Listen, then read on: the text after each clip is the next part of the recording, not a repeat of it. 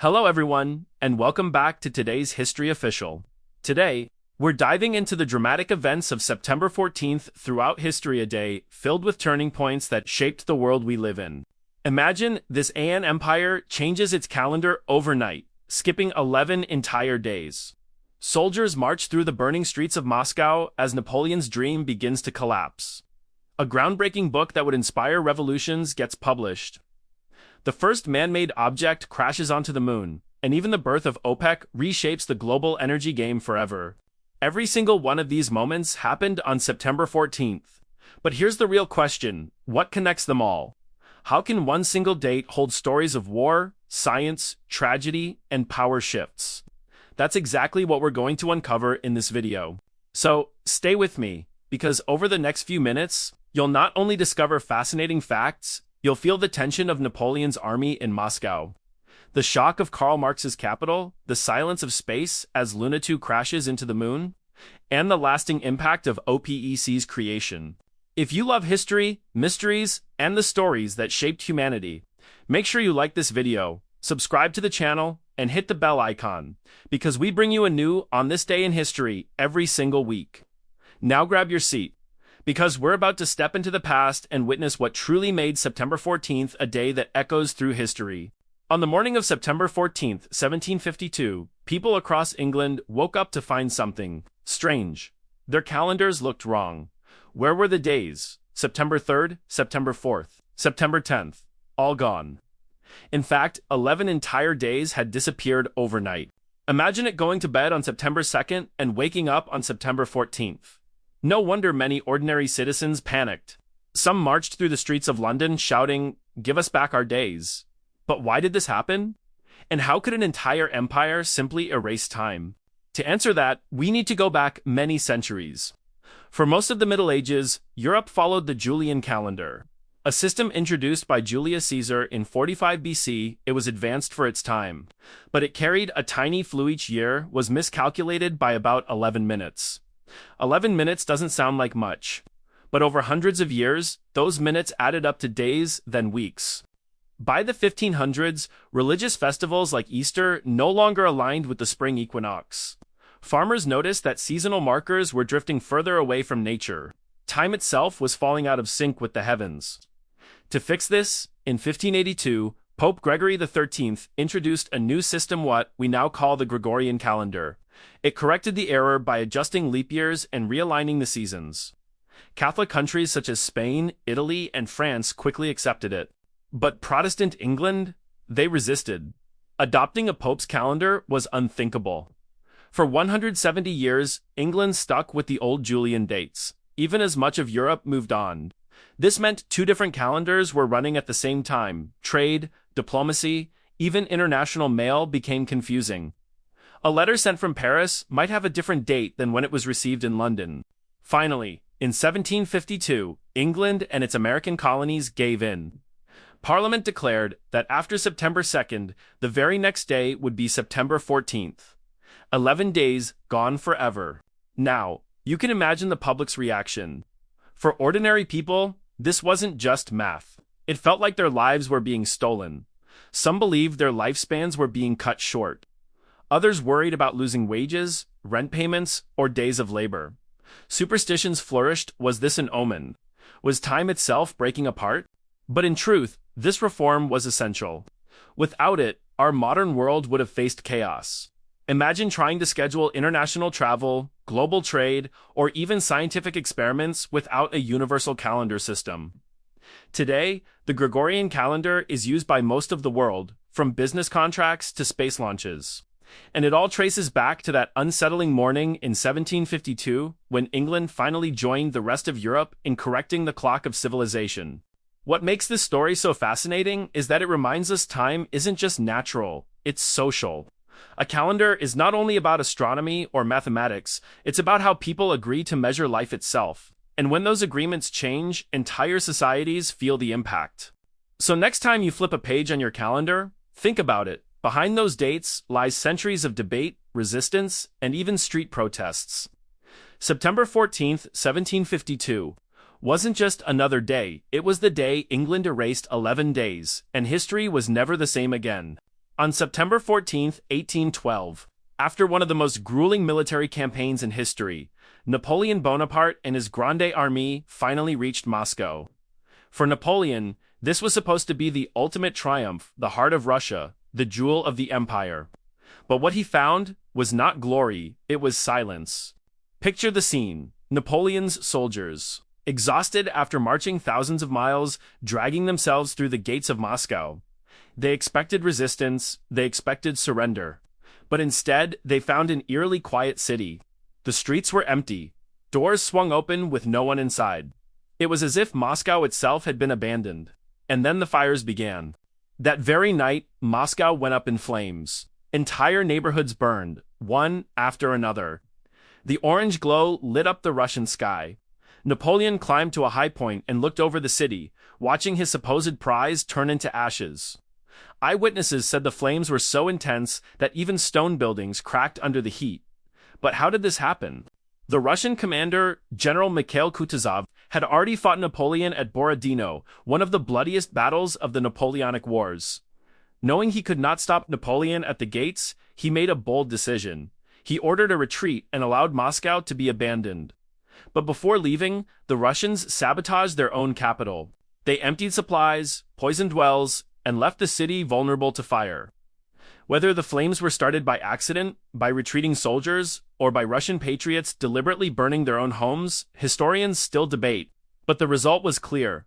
Napoleon's army had captured an empty, burning shell. For Napoleon, this was devastating. He had gambled everything on a quick, decisive victory. He believed that by taking Moscow, Tsar Alexander, I would be forced to negotiate peace. Instead, Alexander refused to surrender. With winter approaching and no supplies left in the city, Napoleon's army faced disaster. Think about this for a moment. The Grande Armée had entered Russia with nearly 600,000 soldiers. By the time the campaign was over, fewer than 100,000 would return. Hunger, disease, freezing temperatures, and relentless Russian counterattacks destroyed what was once the most powerful military machine in Europe. The occupation of Moscow turned out to be Napoleon's greatest mistake. What should have been his crowning moment instead marked the beginning of his downfall. From this point forward, Napoleon's empire would start to crumble. The myth of his invincibility was shattered in the flames of Moscow. But beyond the military disaster, this moment carries a deeper lesson. It shows us how nations will sacrifice everything to preserve their independence. The Russians chose to burn their own capital rather than let it fall intact into enemy hands. That kind of resistance, the willingness to lose everything, changed the course of history. So, when we look back at September 14, 1812, we don't just see a city on fire, we see the turning point of an empire. We see the moment when the greatest general of his age learned that not even he could conquer time, nature, and the spirit of a people defending their homeland. And that is why Napoleon's entry into Moscow remains one of the most dramatic, haunting, and unforgettable episodes in world history. On September 14, 1847, the American flag rose above Mexico City. The U.S.-Mexico War, a brutal conflict fought over territory, ambition, and power, had reached its decisive climax. But behind that single act, the raising of a flag was a story of blood, courage, controversy, and consequences that would reshape North America forever. Let's step back for a moment. The U.S.-Mexico War began in 1846, fueled by the belief in manifest destiny, the idea that the United States was destined to expand from coast to coast. When Texas, once a part of Mexico, was annexed by the U.S., tensions exploded into open war. Skirmishes along the Rio Grande turned into a full-scale invasion. By the summer of 1847, General Winfield Scott, a man nicknamed Old Fuss and Feathers for his strict discipline, led an audacious campaign. Starting at Veracruz on the Gulf of Mexico, he marched his army more than 260 miles inland, defeating Mexican forces at battles like Cerro Gordo, Contreras, and Churubusco. Each victory brought his army closer to the gates of Mexico's capital. And then came Chapultepec Castle, the fortress on a hill guarding Mexico City. This was the last great stand. Inside, a small band of Mexican soldiers and military cadets, some just teenagers, defended the castle with everything they had. These cadets would become legendary in Mexico as Los Niños Héroes, the boy heroes. According to tradition, one of them, Juan Escutia, wrapped himself in the Mexican flag and leaped to his death, rather than let it fall into enemy hands. The battle was fierce. Cannons roared, smoke filled the air, and the castle's walls shook under the assault. After hours of fighting, the Americans breached the defenses. By September 13th, Chapultepec had fallen. And on the morning of September 14th, U.S. forces marched into Mexico City itself. The war was essentially over.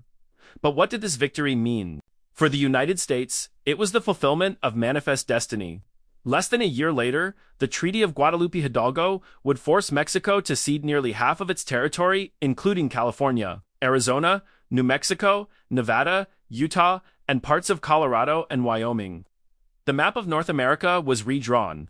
For Mexico, it was a national tragedy. The loss of so much land and the humiliation of occupation left deep scars. Yet it also planted seeds of resilience and identity. The memory of the boy heroes, the defense of Chapultepec, and the suffering endured in Mexico City became symbols of national pride. And for the world, it was a turning point. The war tested America's military strength and expanded its reach, but it also deepened divisions at home. Many U.S. politicians, including a young congressman named Abraham Lincoln, opposed the war, calling it unjust and aggressive. Others warned that expanding into new territories would ignite bitter debates over slavery. They were right. The consequences of this victory would echo into the coming Civil War. So, when we look back at September 14, 1847, we don't just see a military triumph. We see a moment of triumph and tragedy, of ambition and sacrifice. We see how one city, one flag, and one war shaped the destinies of two nations, and how its effects still ripple through history today. On September 14, 1867, in the quiet city of Hamburg, Germany, a book was released that would shake the foundations of economics, politics, and society. It was dense, it was difficult to read, and yet it was revolutionary. The book was Karl Marx's Capital, Critique of Political Economy, often simply known as Das Kapital. At first glance, Capital looked like just another treatise on economics, but it was far more than that. Marx was not merely writing about numbers or markets. He was challenging the very system that dominated the 19th century. Marx argued that in capitalist societies, the value created by workers was not fully returned to them. Instead, a portion, what he called surplus value, was taken by the owners of capital, the factory owners, the landlords, the industrialists. To Marx, this was exploitation built directly into the structure of the economy. Now, why was this so important? Because the mid-1800s was an age of massive change. Factories were booming, railroads stretched across continents, and millions of workers toiled in harsh, often dangerous conditions. Long hours, low pay, child labor, this was the daily reality of the working class. Marx looked at this world and declared, "This system cannot last forever." But capital wasn't just a critique, it was a vision. Marx believed that capitalism carried within itself the seeds of its own destruction. As inequality grew, as workers became more aware of their exploitation, society would eventually erupt in revolution. Out of that revolution, he argued, a new system, communism, would be born, where workers collectively owned the means of production. Of course, when Capital first appeared, it didn't sell many copies. It was too complex, too radical for most readers. But among intellectuals, activists, and revolutionaries, it spread like wildfire. Over the decades, its ideas would inspire movements, revolts, and revolutions across the globe, from Russia in 1917 to countless socialist movements in the 20th century. But here's the twist. Capital is also one of the most debated books in history. Supporters see it as a brilliant analysis of exploitation and inequality. Critics argue it ignores human creativity, innovation, and the benefits capitalism has delivered. Even today, economists and philosophers continue to argue over its meaning. Think about this. A book published over 150 years ago still sparks debate in classrooms, parliaments, and protests around the world. That's not just a book, that's a legacy. So, when we look back at September 14, 1867, we're not just marking the release of a book. We're witnessing the birth of an idea, a dangerous idea to some, a liberating idea to others that continues to shape our politics, our economies, and our world today. Whether you agree with Karl Marx or not, there is no denying this. Capital changed the conversation. And in many ways, we're still having that conversation right now. It was September 14th, 1901, a day that would mark a turning point in American history. President William McKinley, the 25th President of the United States, had been fatally wounded just days earlier. The nation held its breath as doctors fought to save him. But by this morning, it became clear McKinley would not survive. McKinley had been shot by Leon Czolgosz, an anarchist, during a public reception at the Pan American Exposition in Buffalo, New York. He was a leader respected for his moderate policies, his focus on economic growth, and his careful diplomacy. Yet, a single act of violence ended his life and abruptly changed the course of the nation. With McKinley's death, the presidency passed to Theodore Roosevelt, the energetic and ambitious vice president. At just 42 years old, Roosevelt became the youngest president in U.S. history. Imagine the pressure. Suddenly the leader of a rapidly expanding superpower, inheriting a nation full of expectations, tensions, and emerging global influence. But the story of September 14th isn't just political, it's human. The country mourned. Crowds gathered, flags flew at half-mast, and newspapers ran headline after headline about the fallen president. Yet, amidst the grief, the machinery of government had to continue. Roosevelt quickly took on the responsibilities of leadership, proving himself capable of handling the unexpected, the tragic, and the complex. This moment also had long-term consequences. Roosevelt's approach to governance was dramatically different from McKinley's. He expanded the powers of the presidency, championed progressive reforms, and pursued an aggressive foreign policy that elevated the United States on the global stage. Many historians argue that Roosevelt's leadership style, energetic, bold, and sometimes controversial, was shaped by the sudden and tragic events of September 9th. Think about it. One act of violence, one fateful day, reshaped not only the presidency, but the trajectory of the entire nation. McKinley's death highlighted vulnerabilities in presidential security, prompted reforms in public safety, and reminded the world how fragile political stability can be. It also reminds us that history often pivots on a single moment. What seems like an isolated incident, a shooting in Buffalo, can ripple through decades, influencing policies, shaping leadership, and changing lives in ways no one could have predicted. So, as we reflect on September 14th, 1901, we remember more than a tragedy. We remember the resilience of a nation, the rise of a young leader who would become iconic, and the profound impact of a single day in the story of America. On September 14th, 1927, the world lost a revolutionary spirit in the arts. Isadora Duncan, often called the mother of modern dance. But her death was as dramatic and unforgettable as her life, a life that challenged tradition, celebrated freedom, and transformed dance forever. Isadora Duncan was not just a dancer. She was a visionary, a woman who rejected the rigid confines of classical ballet and instead embraced movement that expressed raw emotion, nature, and the human soul. Her choreography flowed like water, her arms like wings, and her performances broke boundaries between stage and audience. Throughout her career, Duncan toured Europe and America, inspiring countless artists and revolutionizing dance. Yet her life was marked by tragedy. She lost children, faced financial struggles, and endured personal heartbreaks. Her art, however, remained fearless, daring, and deeply emotional. And then came the fatal day in Nice, France. Duncan was traveling in a convertible with the wind in her hair, a long flowing scarf around her neck. But in a cruel twist of fate, the scarf became entangled in the car's wheels. In an instant, the scarf tightened around her neck, pulling her from the vehicle. She died almost immediately. The news shocked the world. Here was a woman whose very life was defined by freedom of movement, cut tragically short by a piece of fabric. Newspapers reported on the event with a mixture of horror and fascination. Audiences who had admired her performances now mourned not just a dancer, but a symbol, a force that had transformed the art of dance forever.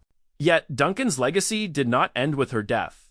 Her ideas about natural movement, emotional expression, and artistic freedom became foundational for modern dance. Choreographers like Martha Graham and Rudolph Laban carried her influence into new generations, and today, dancers still study her work. Striving to capture the spirit she embodied, what makes this story unforgettable is its dramatic irony. A life devoted to the art of movement taken in a motionless, instantaneous accident. It reminds us that art, genius, and tragedy are often intertwined, and that history remembers not just what people do, but the way their stories touch our imagination. So, as we reflect on September 14th, 1927, we honor more than the death of Isadora Duncan. We celebrate a revolutionary artist whose vision forever changed dance, whose courage inspired countless performers, and whose story reminds us of the fragility and beauty of life itself. On September 14th, 1959, humanity reached a milestone that had once been the stuff of dreams and science fiction. The Soviet spacecraft Luna 2 became the first human-made object to crash land on the moon. This was more than a scientific achievement, it was a statement to the world that the space age had truly begun.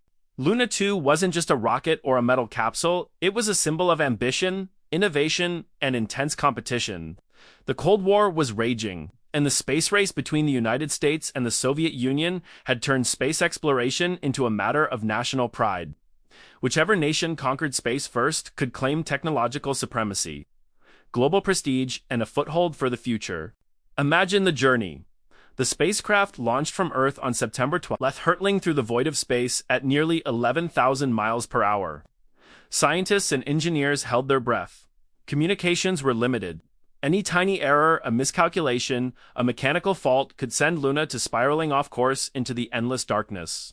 2 days later, it succeeded. Luna 2 crashed onto the moon's surface, carrying with it a small pennant of the Soviet flag and a plaque declaring, "This land belongs to the people of the Soviet Union." For the first time, something created by humans had touched another celestial body. But the achievement was more than political, it was profoundly scientific. Luna 2 carried instruments to study cosmic rays, micrometeorites, and the moon's magnetic and gravitational properties. Every piece of data returned was invaluable, laying the groundwork for future lunar missions, including the manned Apollo program. The impact of this event was felt worldwide. Newspapers hailed it as a triumph of human ingenuity. Schools and universities across the globe began teaching students about rockets, orbits, and the possibility of space travel. For a generation growing up during the Cold War, Luna 2 inspired fascination, curiosity, and a belief that humanity could reach beyond Earth. Yet, Luna 2 also reminds us of the risks, the dedication, and the human effort behind every space milestone. Countless engineers, mathematicians, and scientists worked tirelessly, often under extreme secrecy and pressure. Every launch was a gamble. Every success, a testament to meticulous planning and bold ambition. So, when we look back at September 14th, 1959, we see more than a spacecraft crashing into the moon. We see the dawn of the space age, the first human footsteps on the path beyond our planet, and a world forever changed by the realization that the stars were within reach. Luna 2 proved that human curiosity knows no bounds, and that even the impossible is only a challenge waiting to be met. And just like that, a small piece of metal on the lunar surface became a giant leap for human imagination. On September 14th, 1960, representatives from 5 oil-producing countries met in Baghdad, Iraq, and created something that would forever change the global energy landscape: the Organization of the Petroleum Exporting Countries, or OPEC. This organization would become one of the most powerful economic coalitions in modern history. The world of 1960 was very different. Oil was already the lifeblood of industrial economies, fueling transportation, electricity, and factories. But prices were unstable, and many producing countries felt they were being exploited by multinational oil companies based in the West. Countries like Saudi Arabia, Iraq, Kuwait, Iran, and Venezuela wanted to have more control over their natural resources and their economic destiny. OPEC was their solution. By coordinating production levels and negotiating collectively, member nations could influence global oil prices and secure better revenues. This was not just an economic strategy, it was a political statement. For the first time, producing nations were asserting their power on the global stage, challenging decades of foreign control over their oil wealth. The formation of OPEC also sent ripples through international markets. Governments, businesses, and consumers began to realize that energy, something once considered abundant and cheap, could become a strategic tool. The organization's influence grew steadily over the decades, reaching a peak in the 1973 oil embargo, when OPEC nations used production cuts to make a geopolitical point, causing global oil prices to soar and economies to tremble. But OPEC's story is more than politics and economics. It reflects a fundamental struggle: how nations assert sovereignty over natural resources, how they balance domestic development with global markets, and how cooperation among countries can shift the balance of power in unexpected ways. Today, OPEC continues to shape the global energy landscape, influencing production, prices, and even environmental debates. But its origins trace back to a single historic meeting on September 14, 1960, a day when 5 countries decided they would no longer be passive players in the world economy. So, when we reflect on that day, we see more than a bureaucratic founding. We see the emergence of strategic power, collective negotiation, and the beginning of a new era in global economics. September 14th marks a moment when nations took control of their destiny, proving that energy is not just fuel, it's influence, leverage, and sometimes even a weapon. On September 14th, 1982, the world mourned the untimely death of Princess Grace of Monaco, better known as the legendary Hollywood actress Grace Kelly. Her story was one of glamour, elegance, and fame, but also of love, transformation, and ultimately, tragedy. Grace Kelly was born in Philadelphia in 1929 and rose to international stardom in Hollywood during the 1950s. She starred in iconic films like Rear Window and To Catch a Thief, earning acclaim for her poise, beauty, and incredible talent. But in 1956, her life took a dramatic turn when she married Prince Rainier III of Monaco, leaving the bright lights of Hollywood to embrace a new role as a princess. She adapted with grace, becoming a symbol of sophistication, charity, and royal elegance. But beneath the fairy-tale exterior, she faced the pressures of public life, royal duties, and family responsibilities. And it was during a routine drive on a mountainous road above Monaco that fate struck.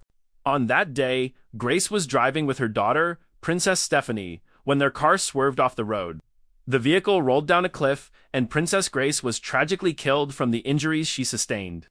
Princess Stephanie survived, but the shockwaves of the accident rippled across the world. Media outlets reported extensively, and fans everywhere grieved for the loss of a beloved icon. Grace Kelly's death was more than a celebrity tragedy. It marked the end of an era. She had bridged 2 worlds, Hollywood glamour and European royalty. Her life was a testament to transformation, resilience, and the human desire to redefine oneself. And even in death, her legacy endured through her children, her charitable work, and the timeless films she left behind. This story reminds us how fleeting life can be, no matter how privileged or famous one may be. Princess Grace's elegance, talent, and dignity continue to inspire generations. Fashion designers, actors, and royals still cite her as a role model of poise and charisma. So, as we reflect on September 14, 1982, we remember more than a tragic car accident. We honor a woman who lived fully bridged to worlds and left an indelible mark on history and culture. Her life and untimely death remind us of the beauty, fragility, and fleeting nature of life itself. And so, as we come to the end of our journey through September 14th in history, we can reflect on a day filled with triumphs, tragedies, and moments that changed the world. From the adjustment of calendars in 1752 to Napoleon's haunting entry into Moscow, from the capture of Mexico City to the revolutionary publication of Karl Marx's Capital, and from presidential shifts in America to the remarkable lives and deaths of iconic figures like Isadora Duncan, Luna II's lunar milestone, the formation of OPEC, and Princess Grace of Monaco, each event reminds us how much a single day can shape the course of human history. History is not just a collection of dates and facts. It's the story of people, decisions, struggles, and innovations that continue to affect our world today. And by looking back at these moments, we gain insight, understanding, and sometimes inspiration for the challenges we face now. If you enjoyed this deep dive into the events of September 14th and you want to explore more fascinating historical moments every day, make sure to subscribe to our channel, Today's History Official. By subscribing, you won't miss any of our detailed explorations of history's most important dates, figures, and events. And while you're here, don't forget to like this video. Your support helps us reach more people who love history, just like you. Every like, every comment, and every share helps build a community of curious minds who want to understand the past and see how it continues to shape our present. Also, we'd love to hear from you. Which of today's historical events surprised you the most? Or is there a particular story or date you'd like us to cover in the future? Leave your thoughts in the comments below, and we'll make sure to explore them in upcoming videos. Remember, history isn't just something that happened long ago, it's alive, it's fascinating, and it's everywhere around us. So stay curious, stay engaged, and keep discovering with today's History Official. Thank you for joining us today. Until next time, keep learning, and let the stories of the past guide your curiosity for the future. And don't forget, every day has a story, and every story has a lesson. See you in the next video.